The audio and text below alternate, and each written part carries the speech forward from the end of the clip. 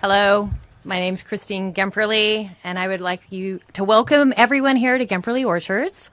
My brother and I have been farming almonds here in Ceres since 1998. We're a two-person operation and are a representative of the many small and medium-sized family farms in the state. We come from a long line of farmers, but our California history isn't old. Our father came here in the 1960s from Switzerland to start farming almonds and poultry with his brother, and that operation still exists today. My brother and I have been through a lot over the last 27 years, including 3 droughts and 1 pandemic, which have all brought their unique hardships. And now we're about to face another. As many know, we are lucky enough to live in one of the few places on this planet that have the perfect climate, soils, and water infrastructure to support growing a highly nutritious crop, almonds. Because they can only be grown in a few places, global markets rely on us to provide almonds, and we rely on their consumption. But tariffs have the ability to disrupt those relationships, and that have been built, some over decades. We rely on those same global markets to supply us with materials we need to build farm equipment, irrigation systems, and fertilize fields. Will we be able to access what we need to grow our crops? And if so, will we even be able to afford it? Because seasons determine when crops are planted and harvested, we do not have the luxury to wait years for factories to be built or supply chains to grow. Regardless of all the scientific and engineering advances, farming is still hard work. And the weather makes every year a gamble. The last thing we need is more uncertainty and not knowing whether we can ride this one out. With that, I'd like to thank Governor Newsom for being here today, and I would like to introduce Chris Murphy from Sierra Pacific Warehouse Group. Thank you. Thanks, guys, for being here. Hi, Chris Murphy, Sierra Pacific Warehouse Group. I'm the CEO. We are a family business, Central California, our 3rd generation, with our 4th just recently born. California is a crucial part and the lifeline of our national supply chain. It involves so many suppliers, manufacturers, countries from all around the world and domestically here. Our dynamic food industry gives us a unique role in feeding America. Many of our customers supply across the United States, blending imports along with domestic products to feed the world and the United States, supply chains, retailers. These same local producers export to strategic markets around the world. The supply chain and our customers, they rely on dependable and trustworthy long-term partners. And we need to be a reliable and trustworthy trading partner with the rest of the world. So I think we all work together. The supply chain's interconnected. There's so many moving parts, and it's something that we all should rally around. So thank you. And I'd like to introduce Attorney General Rob Bonta. Thanks, Chris. Thank you. Thank you all for being here and taking the trip. I want to thank Christine and Chris for sharing their stories and speaking up about the impact on their businesses and California businesses generally. Rob Bonta, California Attorney General. And we're here because President Trump's rogue and erratic tariffs are wreaking havoc on our nation's financial systems and causing uniquely immense harm to California's economy, the 5th largest economy in the world and a major driver of our national economy. Together with Governor Newsom, I'm filing our 14th lawsuit against the president in less than 14 weeks. This one challenging the tariffs he unlawfully imposed under the International Emergency Economic Powers Act. We're asking the court to rein in the president, restore to our economy, and uphold the Constitution. The president is yet again acting as if he's above the law. He isn't. He is yet again violating the U.S. Constitution, overriding Congress's authority, and breaching the separation of powers. It's simple. Trump does not have the authority to impose these tariffs. he must be stopped. Before I get into the nitty-gritty, I want to express my great appreciation to Governor Newsom and his team for their leadership on this issue and many issues, and their partnership and collaboration with us on this case. We're proud to work with them, as always.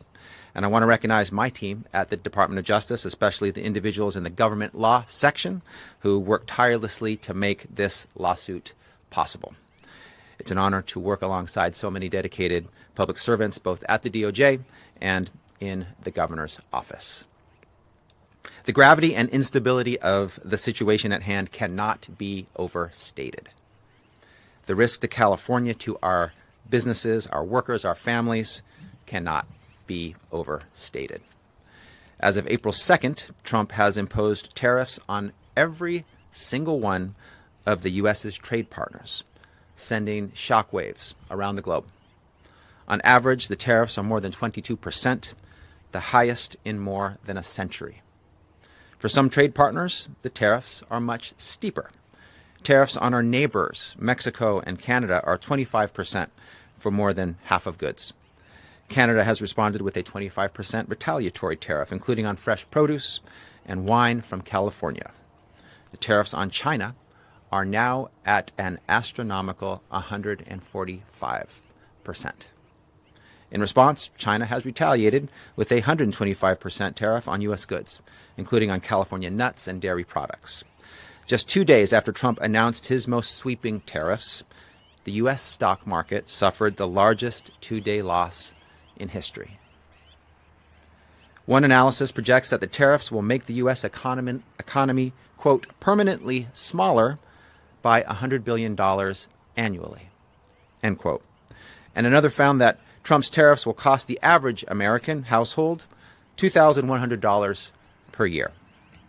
Nothing resembling Trump's campaign promises to fix the economy and make life more affordable for Californians and for Americans. Given California's enormous economic footprint, the impact of these tariffs on our state, our businesses, our people is especially harmful. California is the nation's largest importer and second largest exporter, the largest when it comes to agricultural exports. In 2022, California's agricultural exports brought in nearly $24 billion. Mexico, Canada, and China happen to be our biggest trade partners. Over 40% of California's imports come from those three countries, and they're our top three export destinations, buying close to $67 billion in California exports, over one-third of all of our exported goods. Trump's tariffs are already hampering the state's ability, as a major purchaser of goods ourselves, to contract for, purchase, and sell goods. Already, vendors have warned us that they're going to pass the cost of Trump's tariffs onto the state of California. Trump may claim he's a great businessman, but Trump's tariffs are truly terrible for business, and they're breaking the law.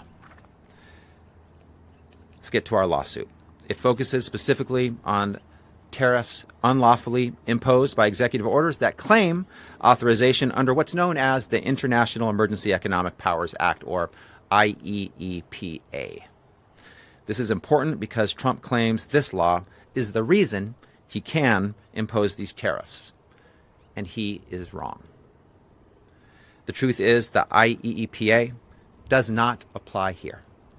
Trump has had to resort to creating bogus national emergencies that defy reason. He's even claimed there's an influx of illegal immigration and illicit drugs crossing over the Canadian border as the basis for imposing across-the-board tariffs on Canada. It is completely untrue. In actuality, less than 1% of fentanyl and illegal crossings actually come from Canada. The reality is the U.S. Constitution gives Congress the power of the purse. It's Congress's responsibility to set and collect taxes, duties, and excises, including, yes, tariffs, not the president's. Congress hasn't authorized these tariffs, much less authorized imposing tariffs, only to increase them, then pause them, then imminently reinstate them on a whim, causing our nation and the global economy whiplash. Trump is attempting to override Congress and steamroll the separation of powers. That means he's trampling over his own party, by the way, which currently controls Congress. Again, Congress hasn't given him the authority to impose these sweeping and chaotic tariffs pursuant to emergency powers, which means he can't do it. Bottom line, Trump doesn't have the singular power to radically upend the country's economic landscape. That's not how our democracy works. Trump may claim these tariffs send a message to our international partners, but Americans are the ones shouldering the burden. The message Americans are receiving is that your costs are going up. The farmers here in the Central Valley, the small businesses up and down the state, the families sweating over their household budgets to see where exactly they can squeeze out the extra thousands of dollars each year that these tariffs could cost. The cost of groceries and gas and other goods are rising. The cost of bananas, coffee, chocolate, wine, iPhones, video games, clothes, all on the rise. As Republican Senator Ted Cruz said, quote, tariffs are a tax on consumers, end quote. Couldn't say it more clearly. And we're feeling it. Seniors looking at their retirement savings are feeling it. Parents looking at the college funds they've built up for years are feeling it. Farmers looking at the crops they're counting on to support their families and pay their workers are feeling it. Trump's tariffs are a slap in the face to Americans, especially hardworking families just trying to get by. It's time to put this chaos to an end. It's time to hold Trump accountable to the law. With this lawsuit, we are. As Attorney General, it's my job to ensure California remains the best place to live, to work, raise a family, or run a business. That's exactly what I'm doing today. I'm proud to be alongside our great governor to fight for California's vibrant economy, businesses, workers, and families. And before I pass it off to my partner on this lawsuit, Governor Newsom, I want to give a final shout out to the folks on my team who worked tirelessly on this lawsuit. They don't do it for the recognition, but I'm going to recognize them. Zelda Vassar, Carolyn Downs, Laura Haddad, Shawan Shea, Julie Veroff, Matthew Wise, Thomas Patterson, Christina Bull-Arndt, Ellie Bloom. We have a great team, and I'm proud of them. Incredible public servants, each and every one of them. With that, it's my great pleasure to introduce our great governor, Governor Gavin Newsom. Thanks, Rob. Thank you, Mr. Attorney General, and most importantly, thank you, Christine, for having us and hosting us, and thank you, Chris, for your stewardship and leadership and willingness to be here and step up at this critical moment. Look, I think the Attorney General did an exceptional job in laying out the framework of this lawsuit and the why as it relates to the particular issues under the IEEPA, and notably issues that have been brought to the fore as it relates to the major questions doctrine recently by the Supreme Court. I would just highlight just two of the specific examples the Supreme Court used as it relates to the major questions doctrine on the issue of student loans under the Biden administration, on the Clean Power Plan under the Obama administration. If they are consistent, then this lawsuit is a lock in terms of what the Attorney General has laid out and what this state is asserting. But I want to tell you what our state of mind is as it relates to the issues that impact the state of California, obviously the state of our union, and the state of the economy more globally. We talk often about California being the fifth largest economy in the world. That is correct. We're also the largest manufacturing state in the United States of America, $412 billion output. And I want to put that in perspective. Texas is 41% smaller. It's a 41% larger share of manufacturing output just here in the great state of California. Puts in perspective something that often isn't communicated, I think, as effectively as it should be. By the way, the United States is the second largest manufacturer in the world, which is also something that I think is important to highlight. So the manufacturing footprint in this state is disproportionately impacted by the tariffs, disproportionate to any other state in the nation. Of course, we talk about the fifth largest economy in the world. Let's put that in perspective. We're 14% of the U.S. GDP. That is 50% higher than the next state. No other state will be more impacted by the impacts of this, as Christine said, uncertainty that is best described as toxic uncertainty because of these tariffs. Let me underscore that with more consideration and context to where we are. We are also the largest hunting, fishing, agriculture, and forestry state in this nation, 150% larger than the next state, Texas. When folks talk to us about the impacts, regional impacts of rural economies, you're talking about California. You're not just talking about the Midwest and places like Texas. You're talking about our state, the state of California.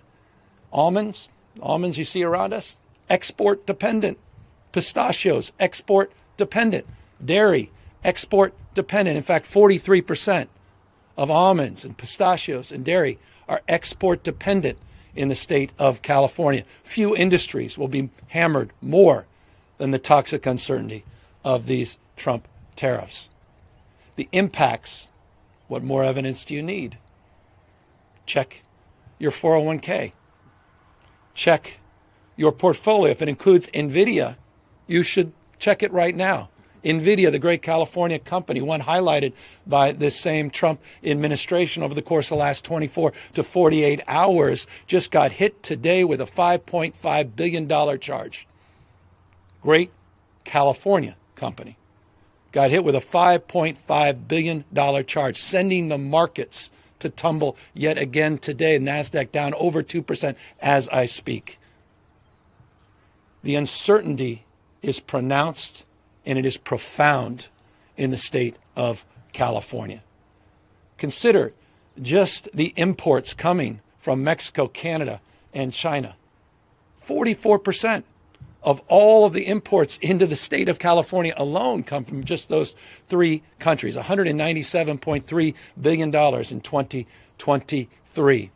The impacts of these tariffs, particularly on those three countries, disproportionately impact the state of California. Across the spectrum, the impacts are off the charts. We talk about regional disparities. The impact in counties like this, counties like Kern, rural parts of the state will be outsized. It's not just the coast and technology. Think about the impacts already in the mega region of Baja and San Diego. Chris, you were talking about the integration of supply chains and a deeper appreciation and understanding that decades and decades forming a relationship, building trust, manufacturing, one side of the border, assembling on the other side of the border. You think about the impacts, the automobile industry, electronics, aerospace, in our state alone, disproportionate impacts. So California, why California? Well, that's why. No state is poised to lose more than the state of California. So that's our state of mind. And that's why we're asserting ourselves on behalf of 40 million Americans. And I imagine if you caucus those 40 million Americans, you'd find few, I don't care where they were in the last election, that are celebrating this uncertainty, that are celebrating the largest tax increase in modern U.S. history. In essence, a sales tax. In essence, a sales tax, a regressive sales tax that hurts working folks, that hurts poor folks, that hurts hardworking folks like Christine and those that Chris represents disproportionately. This is recklessness at another level. The geopolitical impacts are outsized. The trade impacts are outsized, not just the economic. That's why we were up in Canada making a case anew to try to encourage Canadians. What the hell do we have on the Canadians? Mocking people in another country, one of our great partners? Talking about being a 51st state? The fact that we had to invest in advertising up in Canada and encourage people to come to the great state of California, where 2 million Canadians visited last year, is a sign of the times, a testament to the moment we're living in. We're 2,000 miles away from Washington, D.C. We're a world away from the values that are emanating out of the White House. Again, that's why we're here. That's why we are asserting ourselves. I can't imagine anything more unifying for a state at this moment than stepping up as we're stepping up here today on this critical issue. So I just, again, want to thank the Attorney General, who has not been timid. He mentioned 14 lawsuits. We overall have 15 when you had the one he wasn't directly involved in. I want to thank him, and I want to thank the legislature. Don't forget, we did a special session, seems like a lifetime ago. It was just a few months ago, saying we have an open hand, not a closed fist. And it was a sincere sentiment. We didn't want to go down this path. We were hoping we didn't need to go down this path, but we prepared to go down this path. And so I'm grateful not just to the Attorney General, but to all of those members of his staff that he called out. I want to thank them for their partnership, their stewardship, the legislature, the same, for recognizing the severity of this moment. We talk about on goals. We talk about, stupidity. This needs to be updated in the next Wikipedia or the next encyclopedia as a poster child for that. It's a serious and sober moment.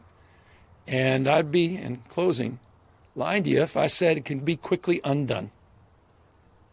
And that's why we have a unique responsibility to do more at this moment as well. And I've been involved in, I think, 19 or so MOUs with countries around the world. We've been reaching out to foreign leaders. They've been reaching out to us. And the critical nature of subnational trade and people-to-people relationship cannot be understated at this moment. And California can and will play an outsized role in that relationship. We have got to rebuild trust. 80 years of economic dominance in just a matter of weeks being unwound by this kind of recklessness. And so we are here very mindful of the anxiety that this has imposed on all of you, and very mindful of our role and responsibility at this moment, not to be bystanders, and try to shape this debate and shape this conversation. And this lawsuit is a meaningful and justifiable effort to do just that, to be accountable at this critical moment in not just California history, but American and world history. With that, we're here to answer any questions. Well, how can you not be? I've got 4 kids. 80% of their toys under their Christmas tree come from China. I've got family members living paycheck to paycheck. Many family members. My mom, who passed away years and years ago, was one of them. I mean, no rationale, no plan, no conscience to what it's doing to real people, no consideration of congressional responsibility. Where the hell is Congress? Where the hell is Speaker Johnson? Do your job. They're sitting there passively as this guy wrecks the economy of the United States of America, which has dominated the global economy. Don't take my word for it. The Wall Street Journal. We are the envy to the world. And overnight, a wrecking ball to America's reputation, our role, and our relationship. And so I'm angry as a parent, as a taxpayer, as someone who has a retirement account that didn't come from wealth, no trust funds in my family. Worked hard all my life. A guy who has businesses. I know I have blind trust. And I trust you can appreciate that I won't try to cross the line on that. But as someone who's built a business that also is export dependent, some of them, industries like ag that I'm involved in, I have a unique understanding. It's not an academic understanding of the stress that folks are going through. And so it connects on every level. And so I'm angry about this. Governor, you've been very reticent to embrace, we talked about Trump proofing, you famously hated that phrase. Well, you used it, I didn't, that's why. Can you talk about, kind of why you're embracing this moment to be more aggressive against the Trump administration? I mean, It's been 2 weeks since the tariffs took effect. Why now? Because for the last few weeks we've been absorbing the impacts. We've been looking at the law. We've been coordinating and collaborating with our Attorney General. We've been talking to other states, and we're the first mover. And that's what California does. Every one of the lawsuits that have been mentioned, we have been part of. We're funding.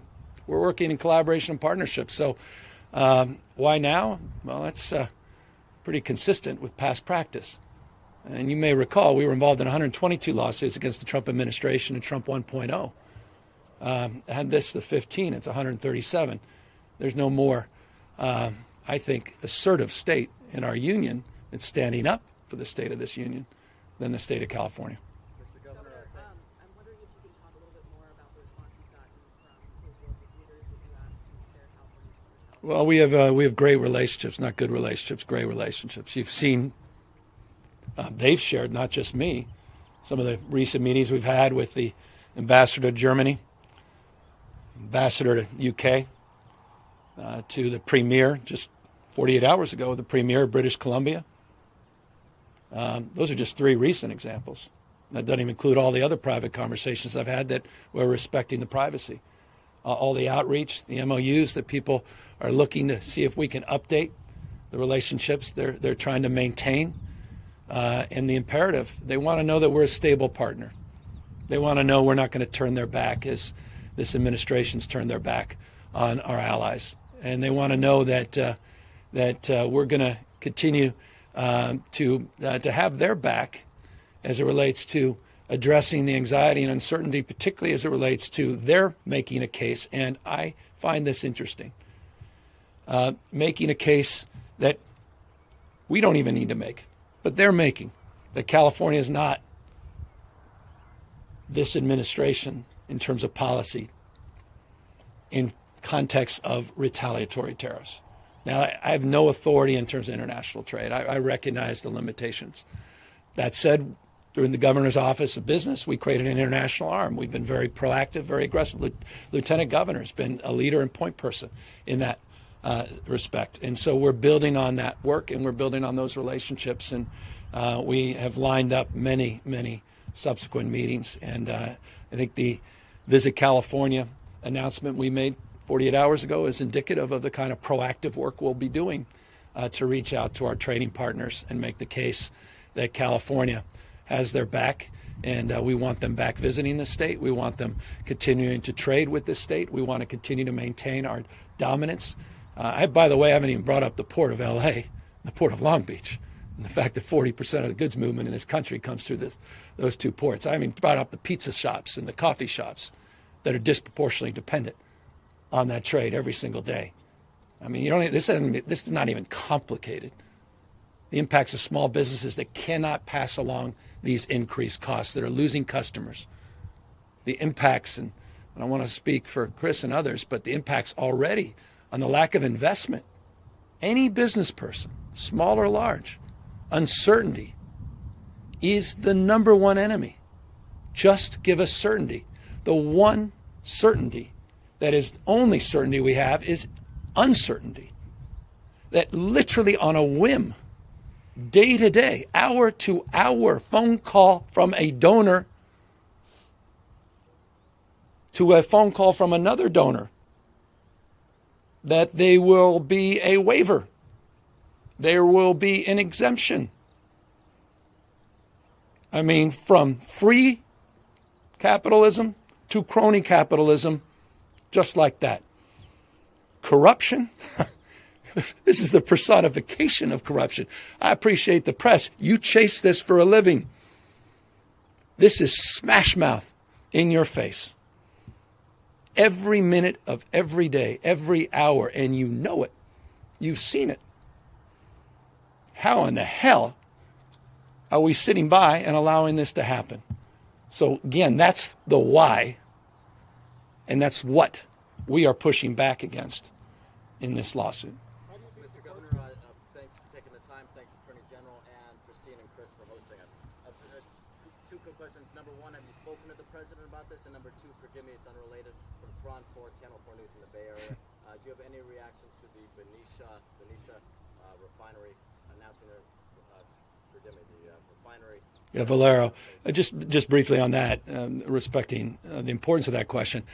Under our special session, the first special session bill we advanced, there was a requirement to give notification as relates to any augmentation operations or closures for refineries in the state of California. Pursuant to that, we were given notification this morning, late last night, early this morning, made official, and we have a year to now address that issue. And I can assure you, beginning last night, we had all hands, and we're in the process of addressing any anxiety that may be created or any market disruption that may be created by that announcement. But we have time pursuant to that special session to mark some progress. And already this morning, first thing this morning, our teams are assembling to advance that progress in concert and partnership with the legislature.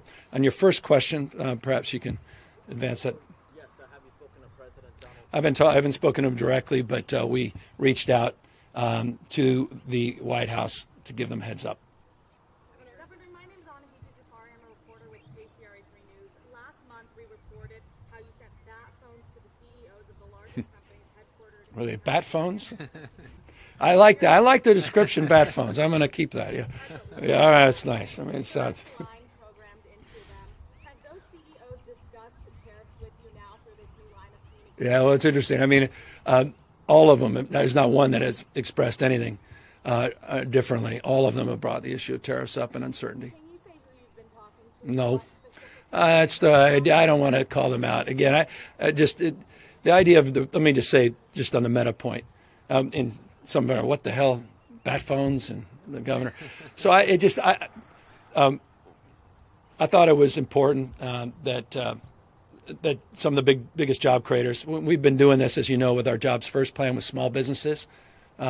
For the last few years, we've built this framework around regions rising together, and I'm really proud of that work. I felt we needed to do the same for some of the larger employers in the state. And so I reached out to them, and I did a burner phone and just put my cell phone in there, just with my number. And I wrote a handwritten note to each one of the CEOs saying, you need something, call me. Here's my cell phone. And to your point, and some of your reporting, a lot of them have reached out directly. I will say, full disclosure, a lot of them thought it was fraud. They didn't know what to expect. They didn't even know it was real. They didn't even know what was going to happen with stuff. So some, we had security personnel call saying, is this actually from you guys? So it's been an interesting experiment. I'm just being a little too forthright with you. But for those that got it, eventually, many of them just texted, said, I just want to confirm it's you. Those conversations, there just simply hasn't been one of them where tariffs haven't been brought up, period. Every single one of them have, by definition, of course. I mean, it's just, it's I said, the worst on goal in the history of this country. One of the most self-destructive things that we've experienced in modern American history. I mean, the Attorney General just laid out the 22%. Some have estimated as much as 26.7, 27% all in. But you're getting near that the Smoot-Hawley numbers that every independent assessment said exacerbated the Great Depression. I mean, it's literally comparable to that. I know a thing or two about China. I sat down with President Xi. This is serious. And we need to take it seriously. And again, no state has more to lose. How do you think the court's going to respond to this lawsuit? I'm sorry? How do you think the court's going to respond to this lawsuit? Well, I got my attorney here. We bring lawsuits when we think we're going to win. We've done that in the other 13 lawsuits up to this point. We've had a lot of success in those lawsuits so far, securing temporary restraining orders, preliminary injunctions. The approach here is the same, although its application is different in that it applies to these universal tariffs. It's the idea that the president is exercising authority that he doesn't have. The president can't do unlawful things. It's really that simple. And he thinks he's above the law. He's not. He thinks he can violate the Constitution and the law, and he can't. And so it's up to us to hold him accountable to following the law. And in any court where we will get what courts give, a fair and objective hearing, a full review of the facts, a complete analysis of the law, we believe we'll be successful, and we believe that in this case. Have you been able to calculate and project the economic impact of there a number you can put out yet? Well, let me give you some proof points just to start, just for the process considering. Just think about the procurement in the state of California, meaning the state buys goods and services. IT. We buy over $10 billion a year in IT and other non-IT goods. The tariffs, by definition, have already had an impact on the cost of those goods. So that's a direct economic impact.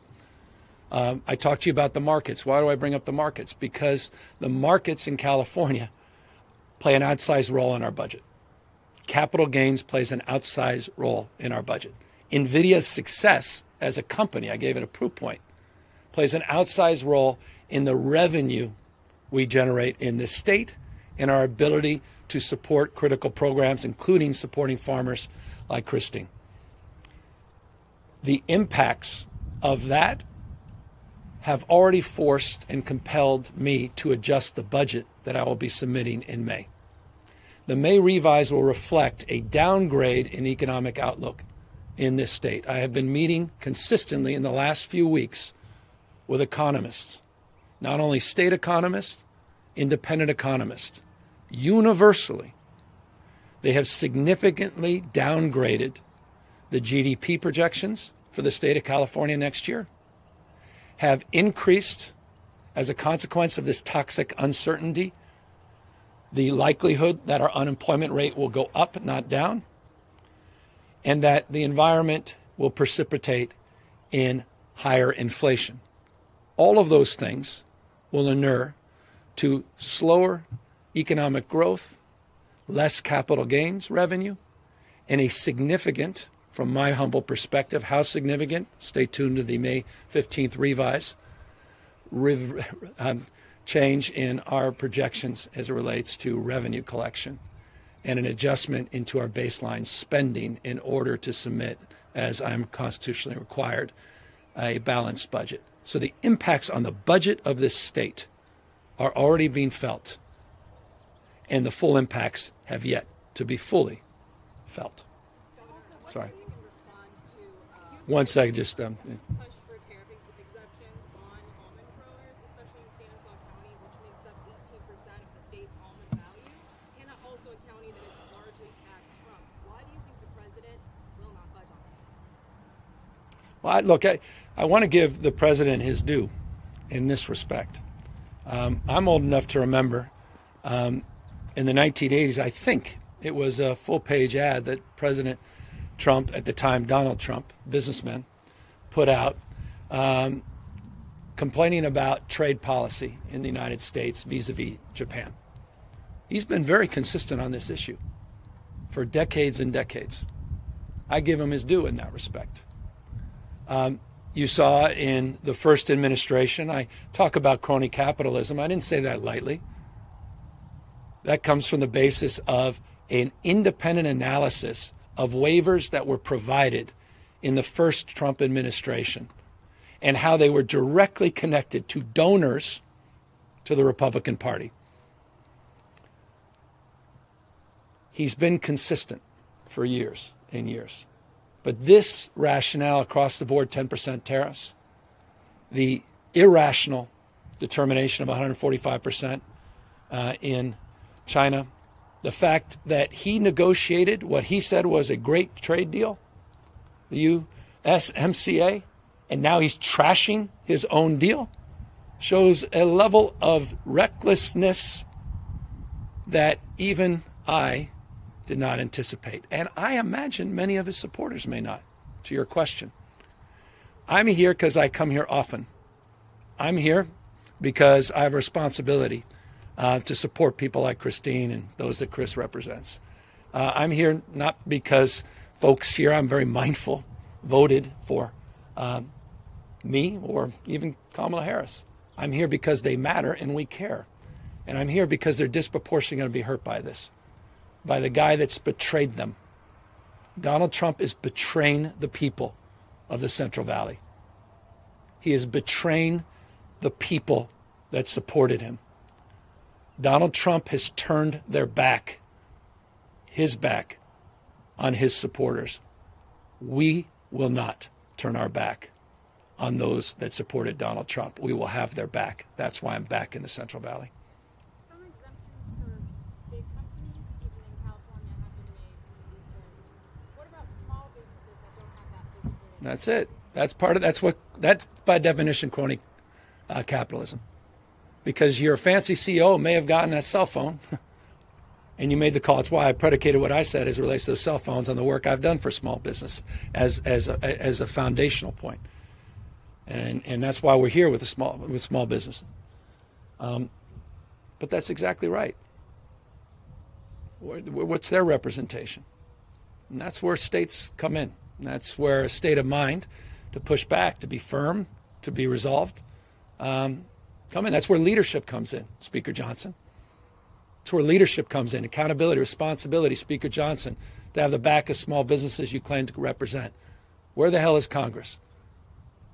The best of the Greek democracy, the Roman Republic, 3 branches of government, independent, co-equal branches of government, popular sovereignty, the rule of law. The rule of law.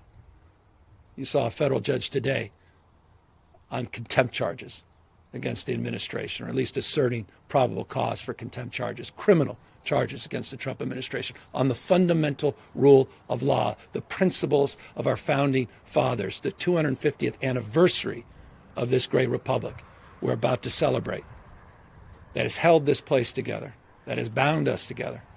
All of that being challenged, a recklessness, a wrecking ball to the principles of our founding fathers. So I'm sorry you asked me if I'm angry. I'm resolved. That's all. And I'm proud of this state. And I'm proud to have an attorney general and a legislature that get it.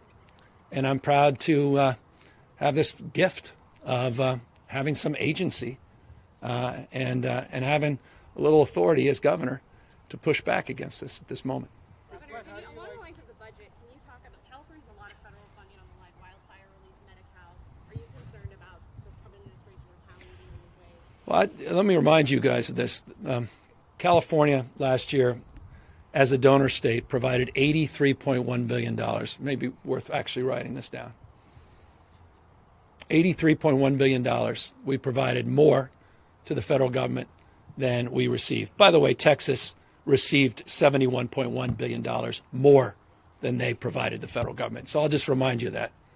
California, as a donor state, the balance of the books, provided $83.1 billion. Texas took $71.1 billion. Top 4 states that were donor states, all blue states. Interesting fact. So when it comes to federal support, we would expect to be treated fairly. And I say this as a donor state that doesn't even get back all of the money that we provide the federal government. I'm proud to have the backs of states that are struggling. I'm proud to have the back of Speaker Johnson's state when they were struggling because of the hurricanes. As a taxpayer, I was proud to support them. And I would hope the same would be extended, and I expect it will be. That's above politics. I spend 90 minutes in the Oval Office with the president. I've been on the phone with him on multiple occasions. I'll work with President Trump on issues any day of the week that we can work together to advance the cause that I think bind us together. And that's the cause of this state and the fact that we're the tentpole of the American economy, the cause that I think unites us across this country in relationship to this state. And that's my state of mind, and I'll maintain it. I deeply disagree with him on this. I think the overwhelming majority of Americans agree with our position and disagree with his. And I hope they also would find it in their hearts to support those in need, American citizens that happen to live in the state of California as it relates to the recovery efforts in Los Angeles. And one last point, 75% of the lumber that the United States imports comes from Canada. I'll repeat that, 75% of the lumber that we import comes from Canada.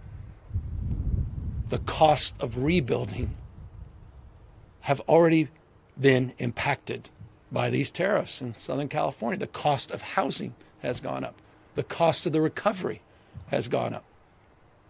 I could cite over and over specific examples. We haven't even fully absorbed, to your earlier question, the magnitude of the economic costs already of the recklessness of these tax increases, these tariffs.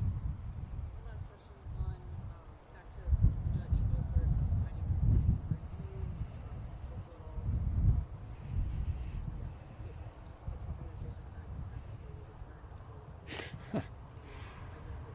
Yeah, it's a this is the distraction of the day, the art of distraction. Don't get distracted by distractions, we say, and here we zig and zag. This is the debate they want. This is their 80-20 issue as they've described it. Those that believe in the rule of law defending it, but it's a tough case because people are they defending MS-13? Are they defending, someone who's out of sight, out of mind in El Salvador? I mean, we're perfect sheep. So I want to answer your question. I don't know I add much value answering it. I mean, are you kidding me? Come on. I remember I saw some pundit the other day say, I remember that Newsom guy when he did gay marriage in 2004.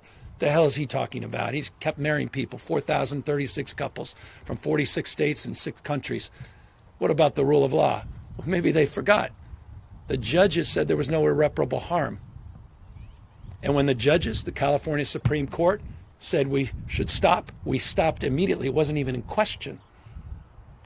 When a judge adjudicates, it's not a question. How in the hell are we even debating that? It's Orwellian that you're debating that. And it's exactly the debate they want, because they don't want this debate on the tariffs. They don't want to be accountable to the markets today. They don't want to answer for NVIDIA taking a $5.5 billion charge. They don't want to have a real conversation with Christine and what's going on in terms of the export uncertainty here in the Valley. They want to have this conversation. Don't get distracted by distractions. We're all perfect sheep. Thank you guys very much.